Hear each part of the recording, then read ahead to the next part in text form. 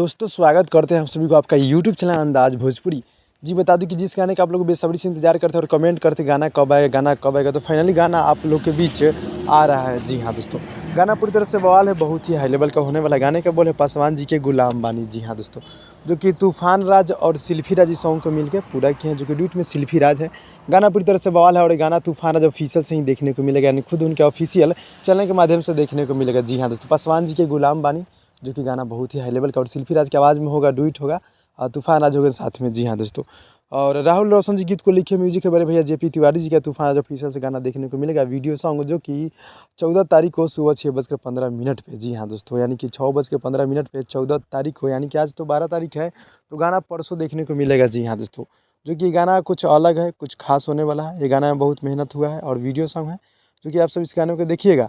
और आप लोग अभी तक चैनल को सब्सक्राइब नहीं किए हैं तो चैनल को सब्सक्राइब कर दीजिएगा, नोटिफिकेशन बेल आइकन आप लोग ऑल पे कर दीजिएगा और आप लोग सपोर्ट कीजिए। गाना के यार न्यूज़ बनाने पर व्यू ही नहीं जा रहा, आप लोग प्लीज़ यार सपोर्ट कीजिए भाई लोग, जितना भाई लोग देख रहे हैं आप लोग सपोर्ट कीजिए और इस गाने को शेयर कर दीजिएगा। मिलते हैं अगले वीडियो में, तब तक के लिए धन्यवाद।